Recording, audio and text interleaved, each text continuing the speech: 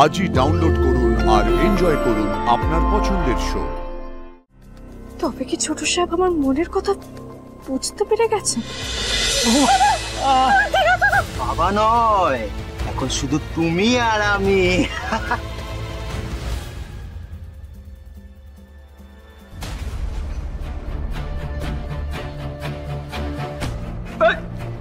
কে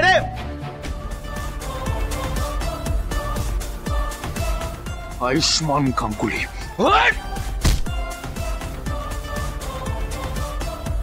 ছোট সাহেব!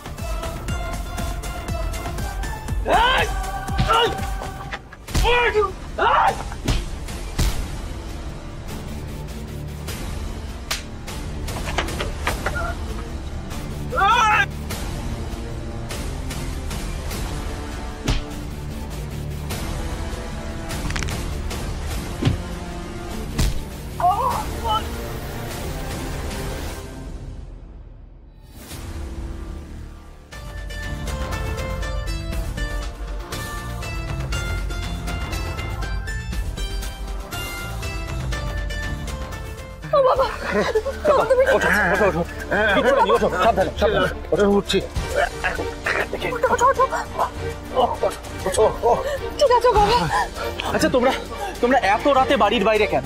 আমাকে যদি ঘন্টু ঠিক সময় খবর না দিত তাহলে কত বড় বিপদ হয়েছে তো বলো তো। হ্যাঁ, বিপদের কি বাকি রইল আয়ুষ বাবা? আমার কুসুমের তো জীবনটা নষ্ট হয়ে গেল। নষ্ট হয়ে যায়নি কাকা, আমি আছি তো, সমস্ত কিছু ঠিক হয়ে যাবে। তুমি এখন বাড়ি চলো। না না, আমি বাড়ি যাবো না। আমি সব ছেড়ে ছুড়ে দিয়ে যেদিকে দু চোখ যায় সেদিকে চলে যাবো। বাড়ি যাবো না। বাবা, তুমি এটা কি বলছো? বাড়ি বাবা বাড়ি চলো বাবা। তুমি যদি ছেড়ে চলে যাও তাহলে আমার কি হবে বলো? তোর কি হবে? কি হবে আমাদের? চলো বাবা, বাড়ি চলো, দয়া করে বলছি বাড়ি চলো। কাকা, আমরা সকলে তোমাদের পাশে আছি। যে অন্যায় করেছে সে শাস্তি পাবে। যে তোমাদের চোখের জলের কারণ, তাকে তোমাদের সামনে এসে দাঁড়াতেই হবে, জবাবদিহি করতে হবে তাকে। কাকা, এভাবে হেরেছেও না। আমরা সবাই একসাথে লড়বো এবং আমরাই জিতবো। আমি তোমাকে কথা দিচ্ছি। চলো বাড়ি চলো। চলো হ্যাঁ চলো চলো আয়ুষ বাবা।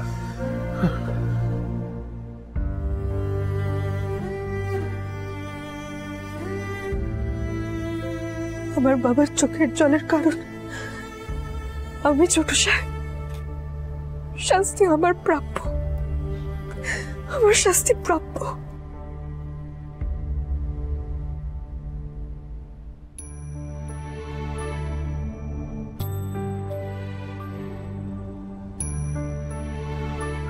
কাকা ঘুমিয়ে পড়েছে কুসুম, কাকার একটু বিশ্রামেরও দরকার।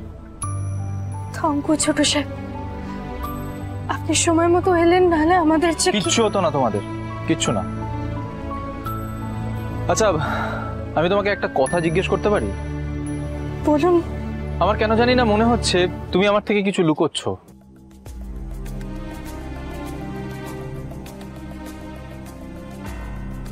তবে কি ছোট সাহেব আমার মনের কথা বুঝতে পেরে গেছে?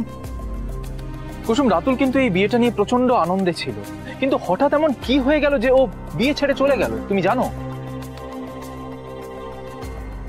আচ্ছা, তুমি সেদিন আমার ঘরে রাতুলকে কিছু বলতে চাইছিলে, কি বলতে চাইছিলে ওকে?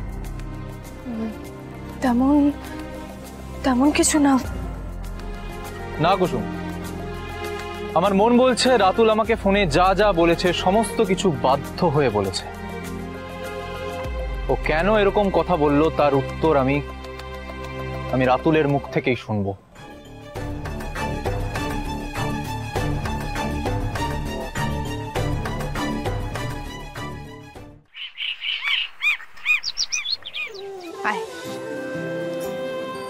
দিদি, আমার হোস্টেলে যেতে ইচ্ছা করছে না রে।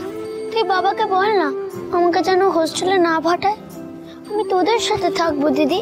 আচ্ছা ঘন্টু, ছোট সাহেব তোকে এত বড় একটা স্কুলে ভর্তি করেছে কলকাতায়, আর এখন না গেলে হয়?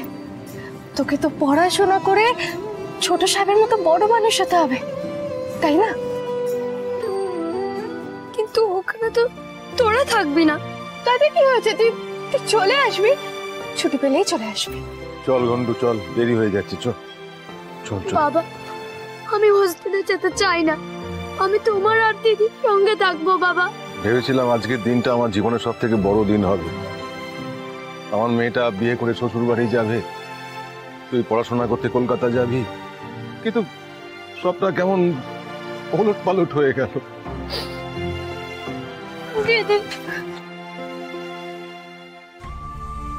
শঙ্করটা কি করছো বলো তো? এ বাবা, ঘন্টুকে হাসি মুখে হোস্টেলে পাঠাও। নতুন শহর, ওখানে কি ওর মন বসবে কি করে? শোন ঘন্টু, একদম মন খারাপ করবি না। তুই কিন্তু ওখানে গিয়ে দুষ্টুমি করবি না, যেটা খেতে দেবে সেটাই খাবি, আর এখনো বায়না করবি না, ঠিক আছে? চল, ট্রেনের সময় হয়ে গেছে, চল চল। আসছি রে দিবালি, আসছি।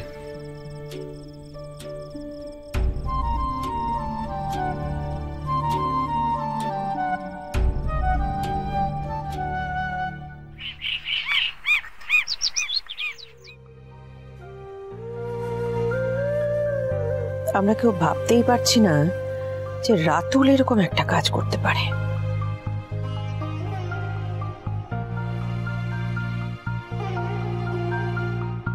আমি জানি কুসুম, তোমার মনে এখন ঝড় বইছে, তুমি নিজে সবার কষ্ট লাঘব করো, কিন্তু তোমার মনের কথা বলার কোনো জায়গা নেই। আমাকে তো দেবী মা বলো, কখনো যদি তোমার মনে হয় তোমার মনের কথা খুলে বলতে চাও, বলতে পারো আমাকে। কেন?